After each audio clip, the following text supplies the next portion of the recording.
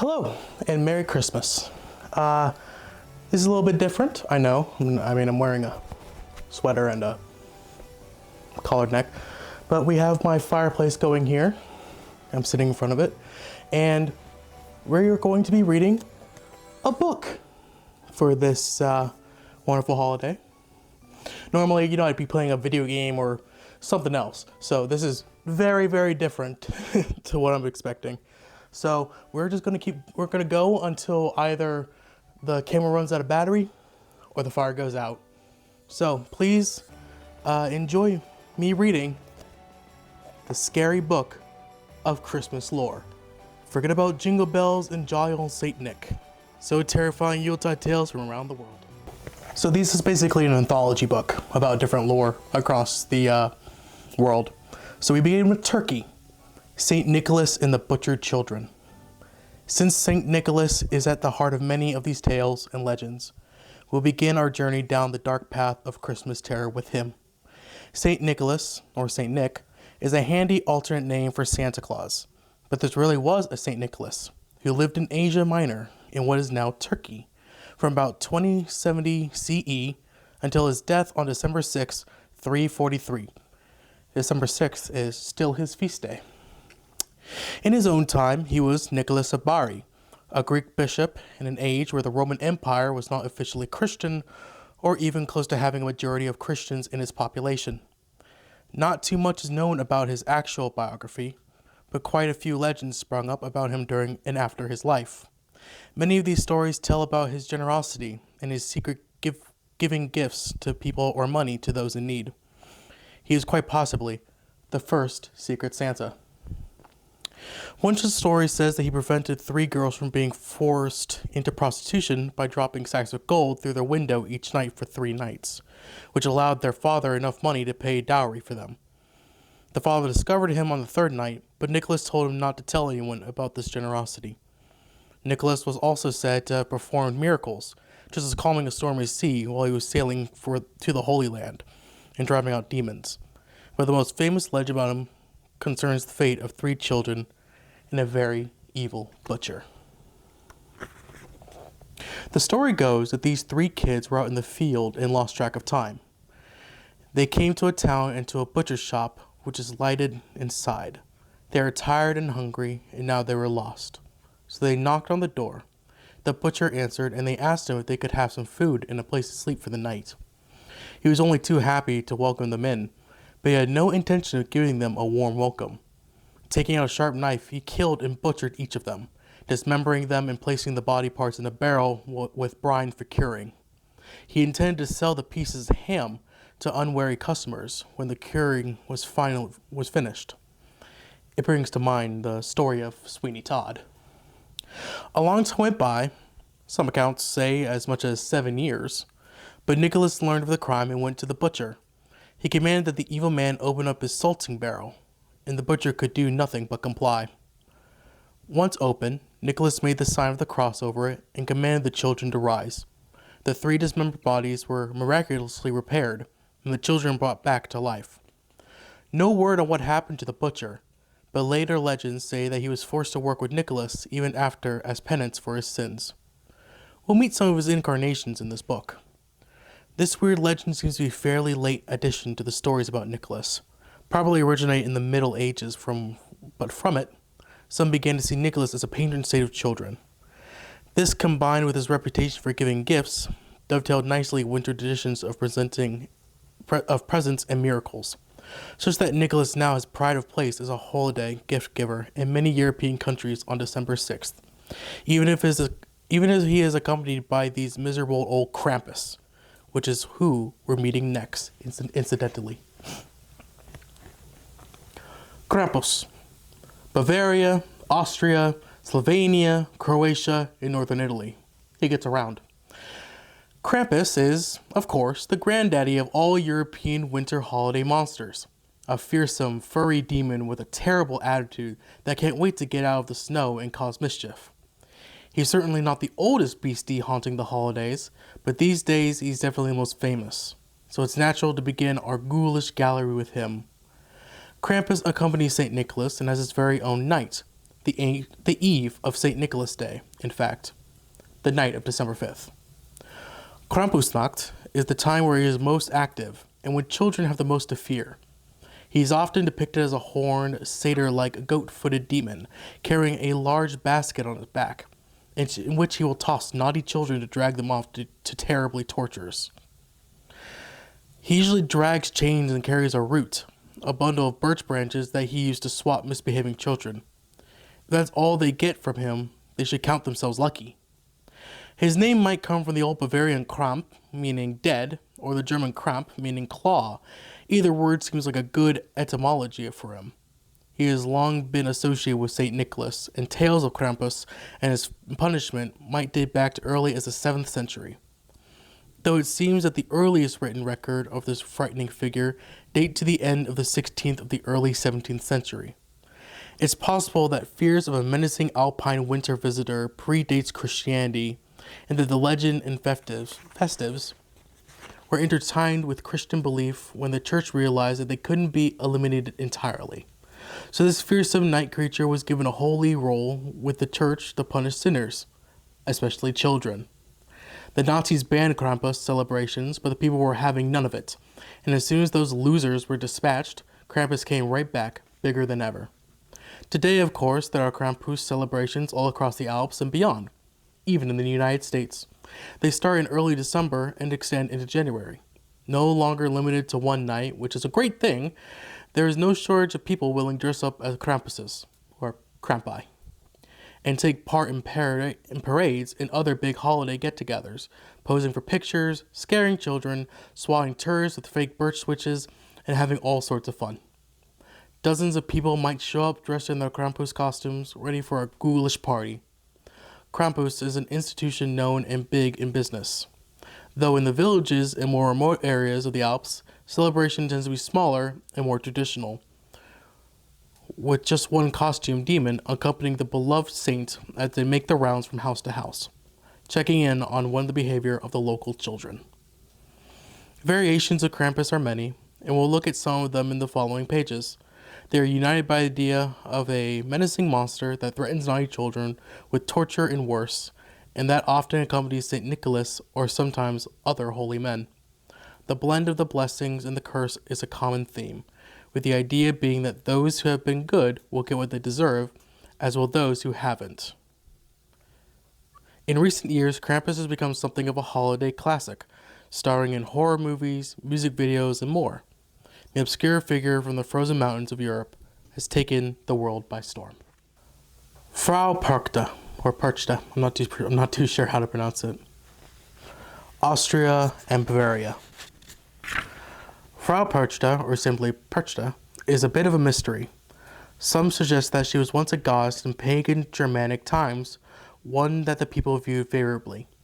She might be a version of variations of any number of other Germanic goddesses whose legends spread throughout Germany and beyond in the time before Christianity.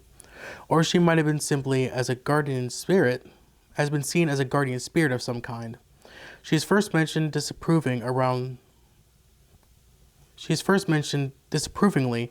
the year 1200 and might have been a figure that was still venerated or placated in some places. But as often happened, the church was not thrilled with the idea of a reverence of a rival spirit, much less a god, and probably set about blackening her name until such times as she was taken down a peg or two and made to a fearsome winter witch, accompanied by demons and other creatures of the darkness. Oh, and she also has a charming nickname, the Belly Slitter. A few centuries later, we found the word Perchten and Perchten, Perchten and Laufen, referring to ceremonies or processions in the Tyrol area of Austria that featured some of the demons and ghosts what we've come to associate with these holiday time monster mashes at these holidays. In legend, they were demons and ghosts that roamed the night skies, and a name named Percht seemed to have become a Krampus-like figure. Did Perchta give her name to these celebrations? Quite possibly. The twist and tangle of the history of these mysterious beings are confusing. It will probably never be unraveled. But at some point, Frau Perchta became another of these creatures that haunt the night. She came to resemble the classic stereotype of an old crone or witch, dressed in rags, holding a cane, old and wrinkly. but also sometimes having a beaked nose made out of iron, and she would often carry a knife or other dangerous weapon with her. She loved spinning, which might give her an association with the old Germanic Norse god Frigg, and keeping things tidy. According to legend, wood or flax had to be spun and ready to weave by January 6th. And for those who didn't have it ready, there would be some nasty surprises in store. She might visit the house and set fire to any fibers not yet spun. Worse, the householders had better have tidied up and left a bowl of porridge for her. But if someone scoffs at this or forgets the oatmeal, old Frau Perkta will fly into a rage, burst into the bedroom, disembowel the offender, and fill their empty abdomen cavities with straw and rocks. Happy New Year's. Bloody Thomas, Bavaria. And the monsters just keep coming. On the night of December 21st, around the winter solstice, a terrifying creature was said to emerge from the forest of Bavaria, known as Bloody Thomas, or sometimes Thomas with the Hammer. He was a fearsome ogre-like fiend that carried a blood-drenched hammer. Bloody Thomas shared his name with St. Thomas, the disciple whose feast day is on December 21st. So the connection between them seems obvious enough. But unlike Doubting Thomas, the disciple who needed to touch Jesus' wound to believe, Bloody Thomas doesn't seem nearly so well disposed toward the everyday people of the region. Like many other creatures of winter, Thomas will punish those who have done wrong. We can assume that his bloody hammer demonstrates the way in which he'll do it.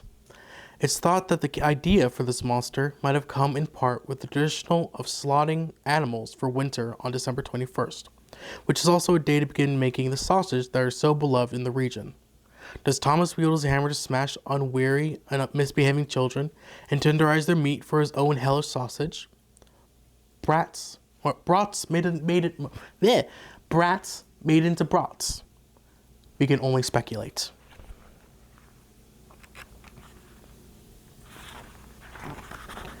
The Wild Hunt.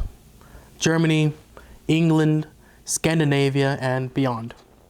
The Wild Hunt is a classic motif of folklore that had been adapted by many different cultures and nations over the centuries, most notably in Northern Europe, and is usually revisited in the winter months. There are many variations, but the core of the myth is the vast spectral army that rides through the night at certain times of the year. Those unfortunate enough to witness his risk getting caught up in it and dragged away, to become a part of the hunt and ride forever with its ghostly companions. Different traditions of the hunt have different leaders. In Scandinavia and Germany, its leader is often Odin, or Woden, the one-eyed god of Germanic and Nordic myth. Jacob Grimm, of the fairy tale name, hypothesized the tale about the wild hunt might have existed in pre-Christian time. He believed that they originally referred to processions of the gods who would come to our world at a certain time of the year to bestow gifts and blessings. With the rise of Christianity, this procession took on a demonic character, and the hunt became something to be feared, populated as it was with evil spirits, nightmarish steeds, ghosts from hell, and all manner of evil things. Grimm's view was, and is not accepted by everyone, for traditions of a nocturnal procession of otherworldly beings do seem to be quite odd. From England, there is a fascinating entry of the Anglo-Saxon Chronicle about an event in Peterborough in 1127 that occurred around the time of a dispute appointment of an abbot. Several people saw ominous riders one night. Think no man unworthy that we do not say the truth. For it was fully known over all that land that as soon as he came thither, immediately after, several persons saw and heard many huntsmen hunting. The hunters were swarthy and huge and ugly, and their hounds were all dark and broad-eyed and ugly, and they rode on black horses and black bucks. There was a scene in the deer fold in the town of Peterborough, and all through the wood from the same town to Stamford. And the monks heard the horn blow that blew in the night. Credible men who watched them in the night said they thought there might be about 20 or 30 horn blowers.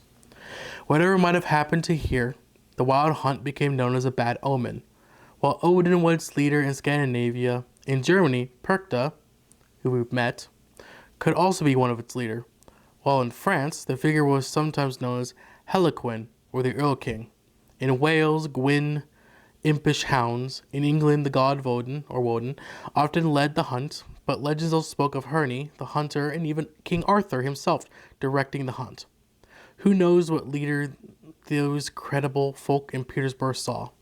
All over Europe, different bands of hunters haunted the night sky, often in winter, sending more than a few chills down the back of the locals and prompting many of them to stay safe inside during the long, cold nights of the season.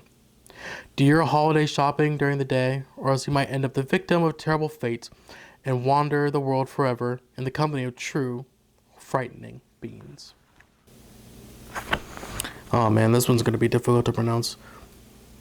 Gryla and Lepaludi, I believe that's how you pronounce it. Gryda. Nothing says the holidays like a good bit of old-fashioned cannibalism. And two of the most impressive cannibals in all of Iceland are Gryla and Lepalida. I don't know how to pronounce this name. Gryla is an ogress, who was first mentioned way back in the 13th century and might have been known in oral traditions even earlier, which means that she's been terrorizing Icelandic children for a long time. Similar ogres exist in the Faroe Isles in Ireland, though Gryla association with the Christmas season only seems to date back to the 17th century. Gryla is always hungry, always looking for fresh meat. And what is her favorite dish? Naughty children, of course. According to some old poems, Gryla disguised herself as a common beggar and asked parents if she could take their badly behaved children, presumably to correct them. Of course, her real intentions is to take them back to her lair and devour them. She is said to have once lived in a village, but was driven away to a remote location, a cave in the lava fields of Dimmaborgir, a place that inspired the name of massively popular Norwegian black metal band, incidentally. Okay. She is said to be huge and repulsive in appearance, sporting multiple heads with eyes on the back of them, as well as a beard, a tail, and fangs. To be honest, the reports vary. She is sometimes accompanied by her husband, the troll named Lepahidu. He is actually her third mate. She ate the first, Gustar, and killed the second, Bully. Lupalidi doesn't seem to be as malevolent as her, so perhaps that's why she keeps him around. Their children are very important, for they are the famed Yule lads. They'll come up later. And the house pet is the dreaded Yule cat. Perhaps due to the bitterness of Icelandic weather in December, she becomes especially hungry at the holidays, and is eager to seek out naughty children, shove them into her sack, and drag them back to cook up in a stew. Icelandic children were warned to be on their best behavior, to avoid attracting her attention, and children were expected to behave well throughout the year, because Gryla knew if a child was good all year, or was just putting on an act during the holidays to avoid getting snapped up. Once again, parents seem to have devised an amusing but probably psychologically scarring way of getting their children to behave themselves. Lepaludi, on the other hand, doesn't seem to have much interest in going out and procuring children for the dinner table, content to stay at home in their cave. Maybe he doesn't like eating children, or maybe he's just lazy. Some legends say that Gryla and Lepaludi died some time ago because they simply weren't enough naughty children to keep them alive anymore. But that might just be wishful thinking. It's pretty nicely, isn't it? I think so. Alright. The 13 Yule lads. Once again, Icelandic. The Yule lads are the sons of Gryla and Lepalidi. Though some traditions have them as Gryla's brothers, and like them, the lads start off as evil and nasty characters, but unlike Mom, they become somewhat nicer over the centuries. Maybe Gryla and Lepalidi had caused enough emotional damage to Icelandic children already. In fact, there was even an Icelandic law passed in the 18th century that prohibited parents from using the stories of the ogres and Yule lads to discipline and frighten their children into behaving. How this was enforced is anyone's guess.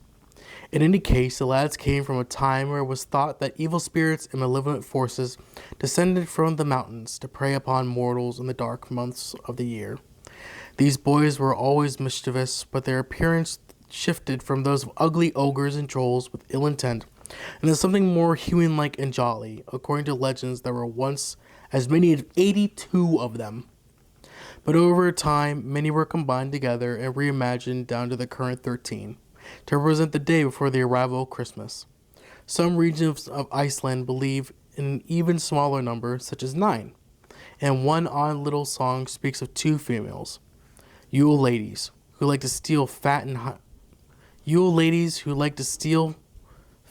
hide it up in their noses or in their socks. Okay. I thought I was having a stroke, but that's actually how it wrote. Nursery rhymes, eh? By the end of the 19th century, the lads had taken on the role of multiple Santas, who would bring treats to houses in the villages. They were said to leave these treats in the shoes of children who had been good, but would leave rotten potatoes in the shoes of those who weren't. A unique spin on a lump of coal. By the 1930s, adults dressed as the Yule lads were often visiting schools and radio stations, dressed in pseudo-medieval Icelandic garb or something akin to Santa suits. No cannibals. And yet their names are reminders of their trouble-making past, even if they've been downgraded to pranksters from vicious child eaters. One lad would arrive on each night during this season. December 12th, work with me. On December 12th, Stick Your Star, or Sheepcoat Clod. He steals milk from sheep, but has 1 peg leg, so he makes a lot of noise. December 13th, Gilliager, or Gullygawk. He loved milk from cows, but rather than stealing from their udders directly, he would wait for humans to milk them and then take it. December 14th, Stuffer, or Stubby. As the name implies, he's quite short and likes to eat the leftover crust on cooking pans. Ew. December 15th, Spoon Licker. I'm just going to read the English names. Spoon Licker. Again, his name is his profession. He steals spoons to lick food off them, but he's emaciated because there's never enough food stuck to them. December 16th, Pot Scraper. He likes to scrape leftover food from pots and is presumably a little less scrawny than his brother. December 17th, Bowl Licker. We're seeing a pattern here. He sneaks out to lick clean any bowls with leftover food in them, even if they're intended for dogs and cats. He will hide under beds and snatch the bowl away from the poor animals. What a jerk. December 18th, Door Slammer. This one isn't interested in food. He likes slamming doors to wake people up at night. December 19th, Skyr Gobbler. He loves skyr. It's Icelandic cheese yogurt, and he'll steal it if he can. December 20th, Sausage Swiper. December 22nd, Doorway Sniffer. He uses his large nose to seek out laufenbrod, or leaf bread, a traditional Icelandic holiday Christmas pastry from far away. At least he's not licking pet food bowls. December 23rd, Meat Hook. This guy is a little more aggressive and likes to carry around a meat hook to grab cuts of meat. Perhaps in earlier times he used this to ensnare children. December 24th, Candle Stealer. This little guy likes to sneak up on children and steal their candles after they've gone to bed. Not for the light, but so he can eat them. They were made from animal fat back in the day. And those are the Yule lads in a nutshell. Well, they can be a pain, at least they leave children something in return for the nuisance they cause. The Yule Cat. Once again, Icelandic. The idea of a Yule Cat might seem appealing at first, a soft, cuddly feline to warm up on a chilly evening, perhaps curl up in front of a cozy fire, purring in content. Or maybe he brings presents to good children, like so many other fantastic beings out there. But oh no, definitely not. The Yule Cat of Iceland is terrifying for what might seem really mundane reasons. First of all, this is no mere house cat. The Yule Cat is enormous in size and lies and wait in the dark to exact revenge on hapless children. What is their crime? Their clothing. Yes, you see an old folk custom in Iceland was the children who did all of their chores would receive new clothes for Christmas. Now more children these days cringe at the thought of Christmas clothing. They dread receiving either socks and underwear or some horrible holiday sweater that will be forced to wear to the next family gathering, while shriveling up in embarrassment. I like my Christmas sweater. Dude, what do you think? It has like little Uzis on it and like snowmen holding guns. I think it's fun. Yes, this gigantic feline would creep into every farm and village on Christmas night and peer into each window to see what the children were wearing. If they'd been good, they would be adorned in their fabulous new Christmas digs, or have them at hand to show off. But if the children had been bad, i.e., haven't done all their chores, and didn't have at least one new item of clothing, the cat would do two things.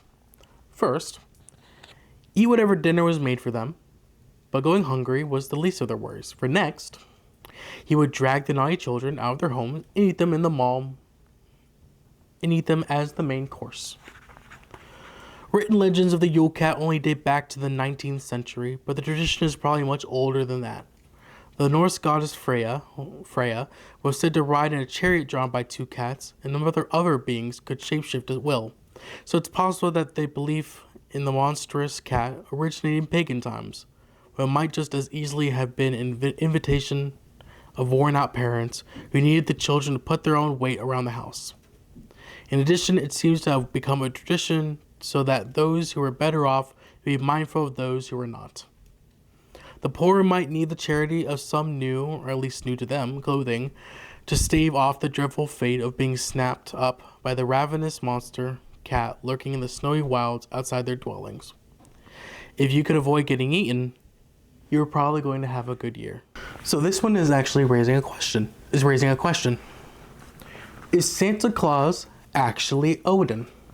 Scandinavia. You might have heard this question asked from time to time, or seen an article about it pop up during the holidays.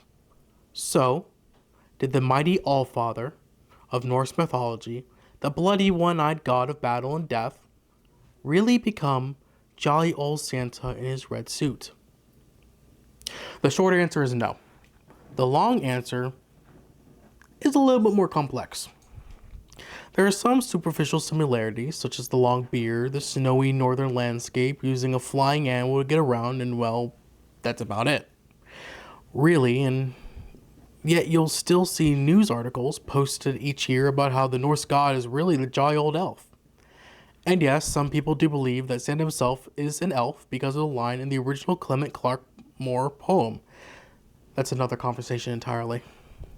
To be fair, elves do come from Norse pagan beliefs, known as the Alfr. Alf is singular. They were said to be shining beings of light who dwelled in their own realm and sometimes functioned as go-betweens for their god and humanities. Perhaps a little bit like angels. In addition to these light elves, there were also dark elves and possibly swart elves that came to be known as dwarves. Now, the dwarves were masters of crafting and smithing, so the idea of a bearded old man having elves make toys for him does seem possible, but it's really nothing more than a coincidence. The first mention of elves working for Santa seems to be from the short story Christmas Elves by Louisa May Alcott of Little Woman fame, written in 1855. No matter what anyone tells you, there is nothing connecting Odin to bringing gifts to Norse children of Yuletide except wishful thinking. Excuse you. But what about this 8-legged horse, Sleipnir? Odin rides this magnificent beast through the sky and through different worlds, right? Yes, he does. But that doesn't connect him to a sleigh pulled by 8 reindeer. The 8-legged horse is found in Central Asia beliefs, and the animal that a shaman can mount to ride through a different world comes from Siberia. The reindeer, as we know them, first appeared in a pamphlet from 1821, which the rather bulky title of A New Year's Present to the Little Ones from 5 to 12 number 3, The Children's Friend. Some have argued that since Santa, as we know him, comes from Father Christmas must come from Odin. But this is really not the case. If anything, a more likely candidate would be the Norse god Thor, who traveled in a sled pulled by 2 goats. Father Christmas was invented, probably in the 17th century, as a kind of German Protestant reaction to the Catholic veneration of St. Nicholas. The original St. Nick, who we've seen early in the book, did indeed bring gifts to people, though he often tried to keep it quiet. These Protestants liked the idea of Nicholas, but wanted to take away the Catholic connection. The English also adopted the idea of Father Christmas, who was a holiday tradition for the 19th century. Nicholas survived in Catholic areas in Germany, accompanied by Krampus and a host of other horrors. And of course, the Netherlands preserved the idea of St. Nicholas and continued to use him as the main holiday gift giver, soon to be known as Sinterklaas, from which we get from Santa Claus.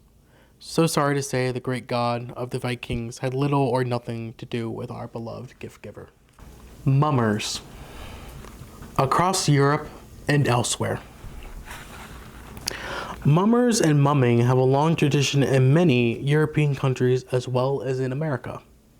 The practice isn't all that different from modern trick-or-treating as Halloween, but is done in the December holiday instead.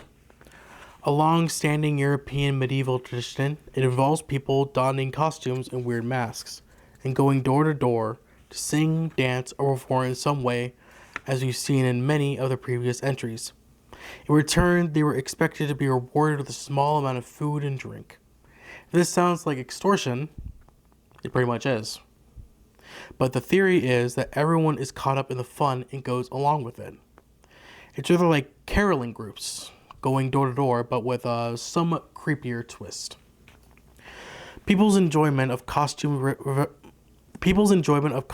revels dates back further than the Middle Ages to Greece and possibly ancient Egypt. It's thought that the word mumming derives from the Greek momus and representation of satire. Mimes also come from this word and its traditions, for better or for worse. And probably also the phrase, to keep mum, indicated that one didn't want to give away one's identity from behind the mask. I guess it's also where the phrase, mum's the word. Indeed, early mummers are said to have made their way through the streets and into homes at certain festivals without saying anything, much less singing or dancing. They simply hid behind their mask and expected food or drink, which wouldn't have been creepy. No, not at all. Mumming was especially popular in medieval Britain and Ireland, and over time, plays were created with stock characters and plots that were formed every year. The most often associated with Christmas, there are celebrations at other times of the year too, such as Easter. Mummers' play were something that people look forward to as a part of their celebrations. They were frowned upon during the Protestant Reformation, but continued on in some regions and in countries that remained Catholic. In recent decades, they've been revived by many folklore groups and are once again an important part of seasonal celebration. Indeed, modern versions of mumming continue in several countries, such as Latvia, where winter holidays reveal dress up as animals or something as darker, creepier, demon-like beasties and put on garnished masks. They go throughout neighborhoods in the time-honored manner, singing and making merry to drive out evil spirits. And like their medieval counterparts, they expect some rewards for their efforts. They'll often hide not only their faces, but also their voices disguise their identities, and this means that someone answering the door will have no idea who they are. Imagine finding out your boss is out there dressed as a demon and was demanding chocolate or wine from you. Another modern celebration, the Philadelphia Mummers Parade, kept the tradition alive in the United States, with an annual parade on New Year's Day filled with colorful characters and up to 15,000 participants. It's been going on since 1900 and shows no sign of stopping. Mumming is alive and well, colorful, a bit weird, kind of creepy, and a whole lot of fun. I might go to that. That sounds like a fun time. Good King Wenceslas looked down and was stabbed and impaled. The Czech Republic. Everyone knows the jaunty little Christmas carol about how good King Wenceslas, looked down on the Feast of Stefan, that December 26th, by the way, with its crisp and even snowy and the important reminder to help those less fortunate. It's all sweet and wintry, even though the music was originally written for a springtime song, but that's another story. But it was Wenceslas himself who was destined to be less fortunate. He was born in about 907 in Bohemia, which is now the Czech Republic, His grandmother, Lunmila, was a Christian, while his mother, Drahomora, was not. His father, Duke Ratslas, died when he was about 13 years old, leaving Ludmila as regent for the kingdom until he came of age. Drahomira wasn't happy about this, and when Ludmila was strangled some time afterward, Drahomira was conveniently able to assume the regency on her son's behalf. Wenceslas eventually became duke in his own right and sent his mother into exile. Having been influenced by his Christian grandmother, Wenceslas took a vow of virginity and wanted to convert all of Bohemia to Christianity. This effort didn't sit well with a lot of people, especially when he encouraged Christian missionaries from Germany to come in and begin preaching. After a German invasion of Bohemia, Wenceslas swore allegiance to his ruler, the Christian Henry I, and submitted to him. He probably saw advantages to allying with a powerful monarch, but that infuriated many of his courtiers and peers, some of whom were sympathetic to his exiled mother. In particular, his own younger brother, the wonderfully named Boleslav the Cruel, began to plot treachery and murder.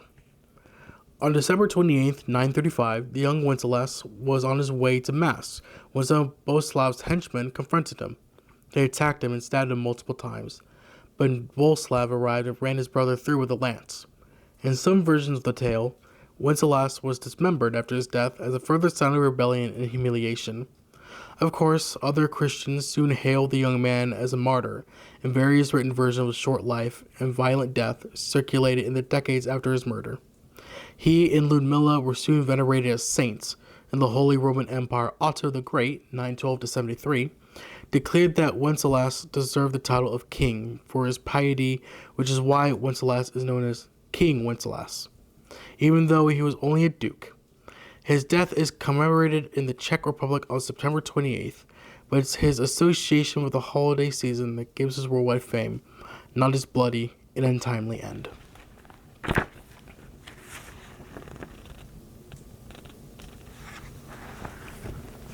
Oh, this one looks fun. SashJo, I'm gonna guess. Catalonia. Not so much scary, but more confusing. SashJo is a curious to say the least, little character in Catalan Christmas celebrations. Cagatio means... Oh, Cagatio. I know what this is. The fire is making a lot of noise. Cagatio means the pooping log, which gives you an idea of where this entry is going. It's also called Tio de Nadal, or the Christmas log, a more socially acceptable name, but everyone who knows about it understands what one is really talking about. Basically, Cagatio is a small wooden log with a smiley face painted on one side, often propped up by two sticks on the face side. The back half is covered with a cloth, starting with the Feast of the Immaculate Conception on December 8th. Children are expected to feed the log bits of food, such as fruits and nuts, which are usually gone in the morning, if the parents have done their job.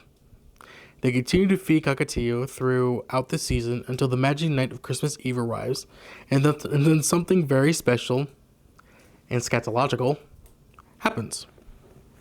The children leave the room for a while and pray for gifts and often warm small sticks for the fire or heater.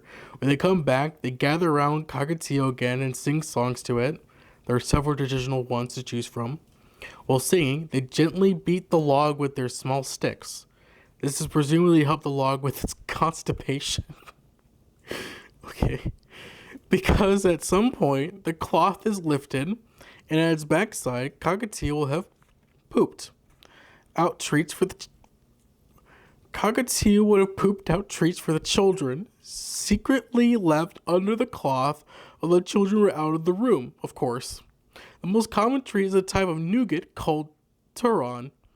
Indeed, there are even versions of a song that the kids sing to make sure they got the good stuff, and oh my god, here's the song.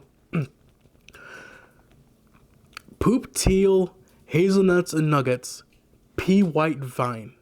Pea white wine. Do not poop herrings. They are too salty. Poop nougats. They taste better. Poop Tio, almonds and nuggets. And if you don't want to poop, I will hit you with a stick. Poop, Tio. This seems reasonable. After all, if your log is going to poop it better be something other than salty herrings. So where did this decidedly unusual tradition originate? Honestly, no one really knows. Turon has long been a holiday treat in Iberia. It might even have been brought to the region by the Moors in the Middle Age. The log is probably one of those ubiquitous pagan rites that survived in modern times. The act of bringing home a log of wood might have symbolized a relationship to the natural world, and perhaps it was burned on select days or occasions. Caring for it with a blanket and food might have further symbolized that connection to the natural order of things. But as when the log starts pooping goodies, that's a mystery. Even the Catalan people, it's just as well. Oh, this is relevant. Christmas spiders from Ukraine. Ah, spiders at Christmas. What could be more festive? If your arachnophobia is already getting stirred up, you might want to give this entry a miss. But it's really not as creepy as it sounds. In Ukraine, there's a tradition of spiders weaving webs at Christmas. So many people decorate their Christmas trees with at least one spiderweb ornament, despite the terrifying potential that such an image brings. It's actually a rather sweet custom. There's an old Ukrainian folklore about how it all started. Once upon a time, there was a widow who was very poor and lived in a small home with her children. Outside there grew a pine tree, and one day a pine cone dropped from it and fell to the ground. Not long after, the cone began to grow a new tree. The widow's children were very happy about this because they thought it might make a good Christmas tree when the time came. So they helped it grow tall enough to be a proper size for their tiny house. As Christmas approached, they brought it inside, but there was a problem. Since they were so poor, they had no decoration to place on it, and they were saddened knowing that they would wake up to a bare tree on Christmas Day. The children started to cry and went to bed. Sobbing, their tears continued well into the night. Now the home was old and naturally had resident spiders. These creatures heard the children's cries, and they decided to do something about it. They crept out, went to the tree, and climbed up into it. Once there, they began to spin webs in beautiful patterns.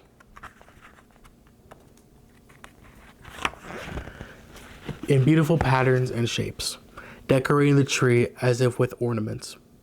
When the children woke up the next morning, they were shocked and delighted to see that the tree had been decorated by their little spider friends. They called to their mother to come and see the wonder before them. She was as amazed as they were. One child opened a window, letting in sunlight that glistened and sparkled on the web, creating beautiful colors of silver and gold, and making the tree twinkle as if it had candles in it. Everyone was delighted and grateful for this loving gift that the spiders had left them with. They realized that while they were poor, they were rich in other ways. And this is why many Ukrainians now put spiderweb ornaments on their Christmas trees, to remind them to be grateful for what they have, and that precious gifts don't have to be expensive or lavish, and all because of the generosity of a few kind spiders. An old superstition in Ukraine, Germany, and Poland so that it's a good luck to find spiderweb or even an actual spider in your Christmas tree. And it's also possible that the mainstream tradition of adorning Christmas trees with tinsel is a remnant of this old belief in the beautiful spiderwebs. So just keep that in mind the next time you're decorating your tree. Santa Karushu and other traditions. Japan. While the majority of Japanese populations follow either Shinto or Buddhism or both, Christmas has become an increasingly popular holiday in the country, for many of the same reasons that it is popular in a lot of non-majority Christian countries. The color, the lights, spectacle, feasts, and general celebrations. As we've seen, winter is a time for gatherings and feasts, as well as a harsh reminder of the dangers and even death that could await the unwary. So many of the winter monsters we've met in this book harken back to those times when getting through the cold months was an uncertain prospect at best. So while Japan has its own way of marking winter, especially in the colder, snowier north, many people have happily taken to a lot of the European and American American imagery that now goes with the Christmas season, and that includes Santa Claus. The Japanese version of the jolly old elf is known as Santa Karushu, who is basically like the familiar version of Santa, but with one weird and creepy exception. He has eyes in the back of his head. Like, literally, he has eyes in the back of his head. This is to let children know that he's always watching and can tell if they're being naughty or nice. Interestingly, children usually believe that only Santa Karushu can give gifts, so they don't give gifts to their parents. Additionally, if a child doesn't believe in Santa Karushu, he or she will not receive any gifts that year. In some places, Santa Karushu is identified with Hote, one of the chubby, laughing Buddhas of a traditional Japanese Buddhism, who was known to bring gifts of food and drink for New Year celebrations. It was obviously not a big step to combine him with Santa. The big day tends to be Christmas Eve rather than Christmas Day. People enjoy a sponge cake covered with strawberries and, if possibly, a traditional meal of Kentucky Fried Chicken. Yes, somehow KFC has become the go-to destination for many people's holiday feasts, whether they're dining in or taking out. Turkey is not a common or easy to find bird in Japan, so chicken is the next logical substitute. In fact, the restaurant chain is so popular now that the people have to make Christmas Eve reservations long in advance to get seats if they want to dine in. Score 1 for fast food. One other interesting fact, if you're sending Christmas cards to anyone in Japan, avoid having the color red on them since it's associated with death. While red is generally a very lucky color in Japanese culture, funeral notices are also often sent in red, so it's probably the last thing you would be wishing for your friend during the holiday season. La Quema del Diablo, Guatemala. On December 7th at precisely 6 p.m., the people of Guatemala take part in an annual ritual across the country, most notably at the Barrio de la Concepcion in La Antigua, known as La Quema del Diablo, or the Burning of the Devil. It's a celebration and preparation for the Feast of the Immaculate Conception the following day.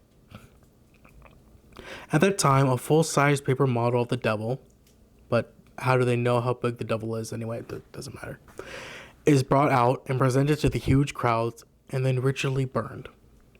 This particular gathering of people has only been around since the 1990s. Though the tradition of burning a presumably smaller images of the devil date back to at least the 18th century.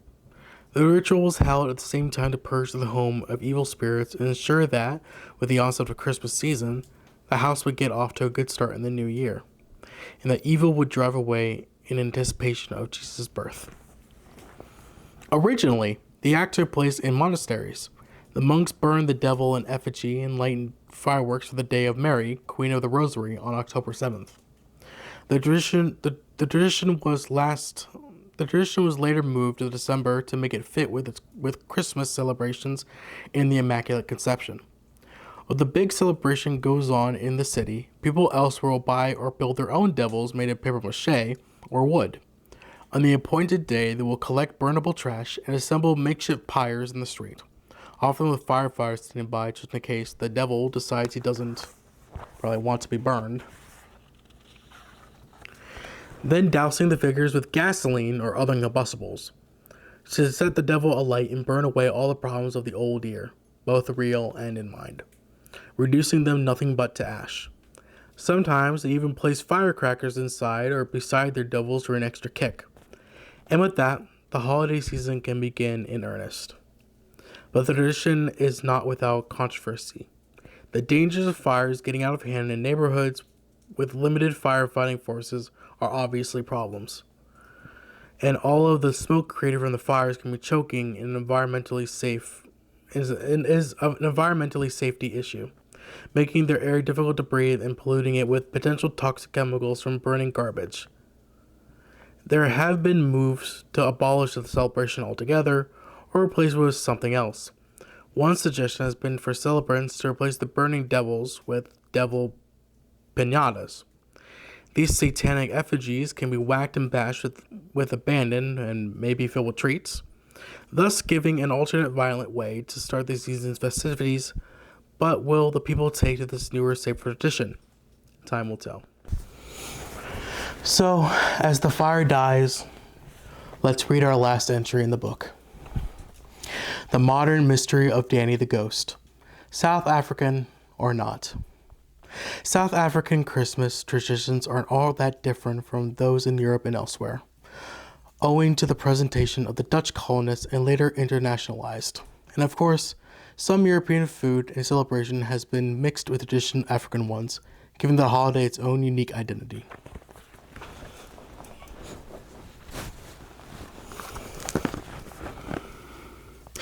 But according to a few sources, the country does have one weird and twisted urban legend that might have children telling and retelling it to scare the life out of each other, and as the most anticipated day of the year approaches. According to the story, a young man named Danny loved cookies, and his grandmother had baked a batch for the family, a few of which were to be left out for Santa. She warned him that he was not to eat any of them until the appointed time, since they were meant for a special purpose. But boys being boys, Danny decided to sneak at least a few of them, or perhaps all, when he thought he wouldn't be caught. And of course, Grandma found out, and she gave him a beating so terrible that it killed him. As such, Danny's ghost cannot find rest and now haunts houses to warn other children not to do what he did. If they do, he might just kill them. It's a great story that fits in well with the other ghoulish December delights we've explored in this book. But the problem is, it doesn't seem to be an authentic story at all. At least not one that circulates among the young people of South Africa. Some researchers have tried to track down the original version of this urban legend, but apparently no one in South Africa has heard of it. It seems that the story was made up online in 2015. There are a few possible origins that sleuths have identified. The tale might have been planted deliberately as a falsehood to see if others copied it and shared it. It is not, alas, a tale that kids share to scare. That might take some of the fun out of it, but in reality, that's how new traditions and legends are born. Somebody, somewhere, makes something up, and before long, people are repeating it, embellishing it, and adapting it to their own circumstances. There's no reason that this particular story has to be set in South Africa. For example, it's universal and has a lot of the same themes as any haunted holiday horror story. The story of Danny's ghost is a new folk tale that might yet find its way into regular rotation as a good ghost story to tell every year to scare children into being good. Or it might vanish and be forgotten, but there is no doubt that other terrifying tales will take hold over time. And with that, we have finished our book, The Scary Book of Christmas Lore. Thank you for joining me this evening in front of the fire that is now dying. Thank you for listening to me read this book as best I can. And I hope you have a wonderful holiday. Merry Christmas. Happy New Year. And I will see you later. Bye.